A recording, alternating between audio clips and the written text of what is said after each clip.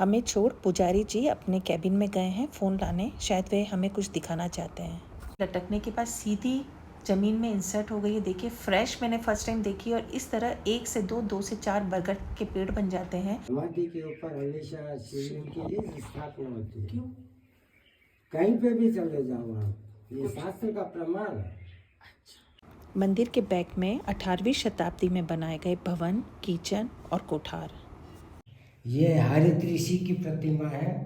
ये अच्छा। उस समाधि लीन अवस्था में है। अच्छा। मे बी, होप, काश। तुम क्या मालिक हो? तुम जिसे कहीं आए कहीं चले गए, क्या औकात है तुम्हारी? काश यही सारी उम्र यूं ही चाहे बीते मितवा। Hello all. एक्चुअली जो मेरी बकेट लिस्ट है उसमें एक विश ये भी है और मैं दिल से चाहती हूँ कि मेरी ये इच्छा भी इस जीवन में पूरी हो। तो देखते हैं क्या होता है। तो शुरुआत करते हैं। आज मैं उदयपुर से आई हूँ, लगभग 22 से 25 किलोमीटर की दूरी पर स्थित मेवाड़ के जो प्रथम राजा थे बप्पा रावल, उनके समाधि स्थल पर। साथ ही भारत का जो राष्ट्रीय ट्री है बरगद का पेड़, जिसे बनियन ट्री भी कहते हैं, वह 1 से 2 कैसे बनते हैं वो आज मैं आपको बताने वाली हूँ। तो चलिए आप मेरे साथ, पहले हम समाधि स्थल पर चलते हैं।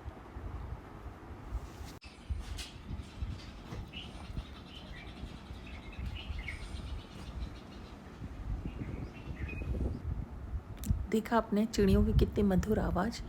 तो हम लोग आ गए हैं टेंपल पे। एक्चुअली ये स्मारक है जिसके ऊपर टेंपल बना हुआ है। मैं आपको दर्शन करा देती हूँ। ये बहुत ही प्राचीन मंदिर है। इसके बारे में जितना भी इतिहास है ऐसा कोई मेंशन नहीं है यहाँ पर।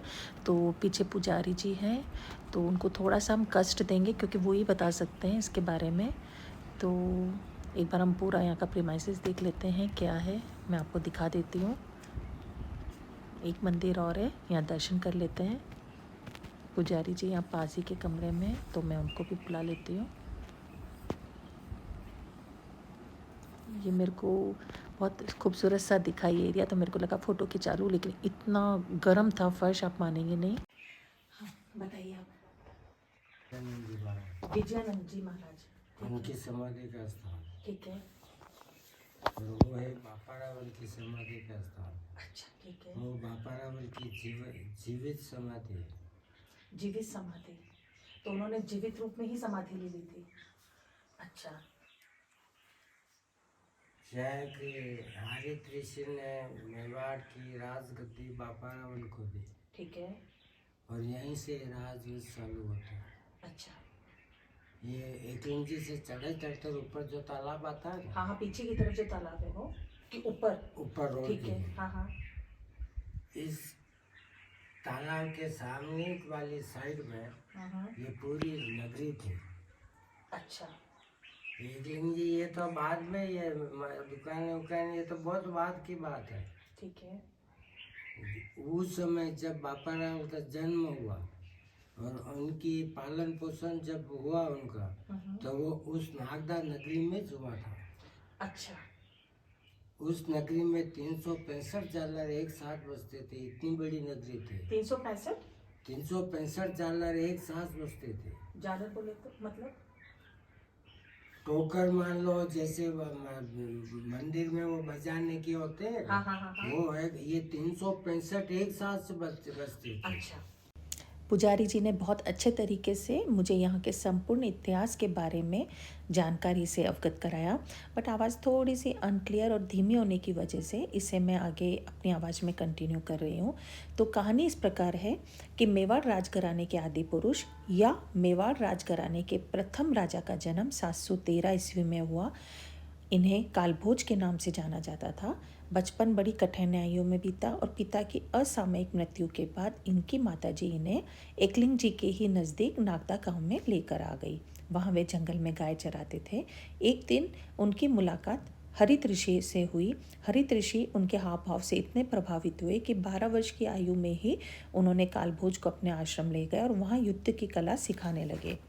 साथ ही कालभोज उनकी गाय भी चराते थे। एक दिन गाय चराते वक्त राजा मोरे की सेना ने कालभोज को घेर लिया। उस समय वे अकेले थे और युद्ध लड़ने लगे। इसी बीच गाय भागकर ऋषि जी के आश्रम पहुंच गई। समय से पहले और अकेले गायों को पाकर उन्होंने ध्यान लगाया और अपने योग से वे सब कुछ जान गए कि कालभोज अकेले ही युद्ध लड़ रहे हैं। वे वहां गए, उन्होंने पाया कि कालभोज घायल अवस्था में है, फिर भी युद्ध कर रहे हैं। तब ऋषि ने श्राप देकर मान मोरे की सेना को पत्थर में बदल दिया।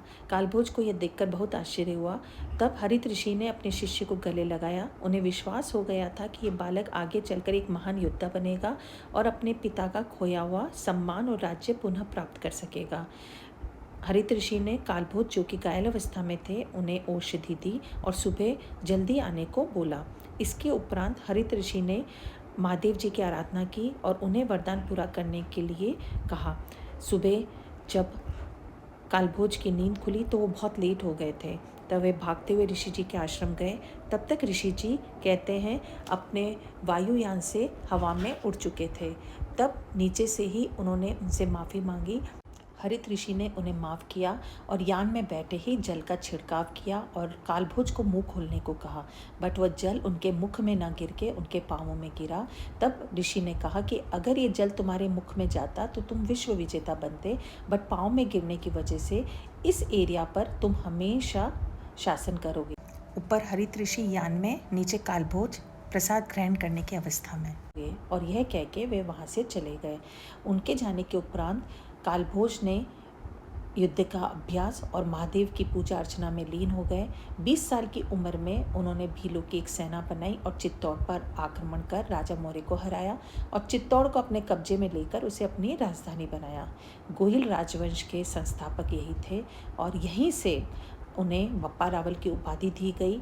आज मेवाड़ का जो सिसोदिया राजवंश है उनकी शुरुआत उसी समय, उसकी जो नींव है कालभोज ने ही रखी थी। नागदा के ही नज़दीक एकलिंग जी में महादेव जी का मंदिर बनाया और उन्हें ही अपना राजा मानकर उनके आदेश के अनुसार शासन करने लगे।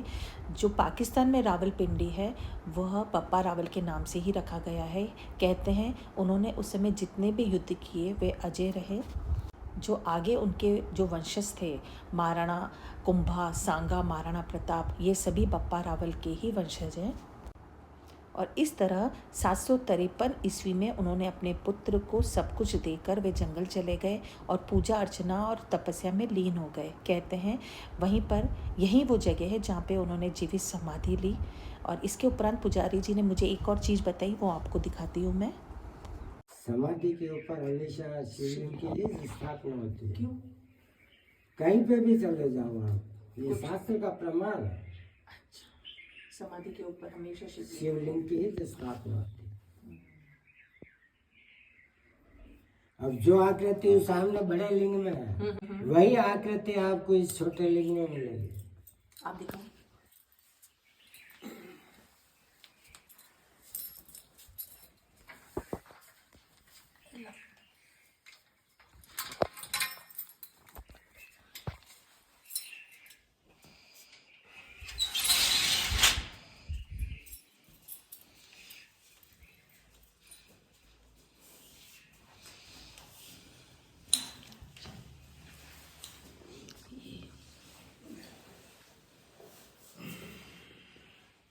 अटे स्थापित आपकी तो कदरों टाइम साल भर में ये हरित ऋषि की प्रतिमा है। ये उस समाधि लीन अवस्था में है। अच्छा, और यहीं से खुद खंडित जरूर है लेकिन बहुत चैतन्य प्रतिमा है। मैं यहाँ इंतज़ार कर रही हूँ पुजारी जी का। वो अपने कक्ष में गए हैं फ़ोन लेने, क्योंकि कुछ दिन पूर्व रात में उन्होंने नागमणि देखी थी और जिसका उन्होंने फ़ोटो भी खींचा था, तो वो हमें बताना चाह रहे हैं। और सच में उनके जो फ़ोन में फ़ोटो था, नाग था जिसके सर पे मणि चमक रही थी, बट फ़ोटो थोड़ा ब्लर था, मैं उसे कैप्चर नहीं कर पाई। बट ये क्वेश्चन मार्क था मेरे लिए। जैसे ही मैं मंदिर के बैक में आई थी, मेरे अंदर क्यूरियोसिटी थी कि ये जो भवन बने हुए हैं ये कब, कैसे और क्यों बनाए गए थे। तो पता चला ये 18वीं शताब्दी के बने हुए हैं। ये रहने का कॉटेज था और इसके पास में जो खंडरनुमा एरिया आप देख रहे हैं ना सेंटर में, ये रसोई थी और ये जो लास्ट वाली बिल्डिंग है ये कोठार हुआ करता था। आप देखिए 18वीं शताब्दी में बनाए गए थे ये। बरगद के पेड़ के बारे में कुछ बताने से पहले देखिए मुझे कितना एक अद्भुत सा पेड़ दिखा। आप देखिए एक पेड़ की ब्रांचेस दूसरे पेड़ के अंदर मर्ज हो गई है, आप देखिए आप। और दोनों अलग अलग वैरायटी के पेड़ थे, सबसे बड़ी बात ये है ना अद्भुत। चलिए अब मैं आपको दिखाती हूँ बरगद का पेड़। अब हम बात करते हैं भारत के राष्ट्रीय वृक्ष की, बरगद का पेड़। तो बरगद का पेड़ आपने एक चीज़ नोटिस किया है, हर मंदिर में, हर नहीं मैक्सिमम मंदिर में आपको वट वृक्ष मिलेगा ही मिलेगा। और इस तरह आपने जड़ें लटकती हुई देखी होंगी। जड़ लटकने के बाद आप देखिए, मैं फ़र्स्ट टाइम देख रही हूँ कि ये लटकने के बाद सीधी ज़मीन में इंसर्ट हो गई है। देखिए फ्रेश मैंने फ़र्स्ट टाइम देखी। और इस तरह 1 से 2, 2 से 4 बरगद के पेड़ बन जाते हैं। और कहते हैं बरगद के पेड़ की जो उम्र होती है कई सौ हज़ारों साल की होती है। आप देखिए आप किस तरह, आप एक पेड़ से देखिए कितने पेड़ बन रहे हैं यहाँ पे। तो मैं इसकी थोड़ी मजबूती चेक करती हूँ। तब तक आपको अगर ये ब्लॉग पसंद आता है तो आप लाइक करिए, शेयर करिए, सब्सक्राइब करिए। बाय।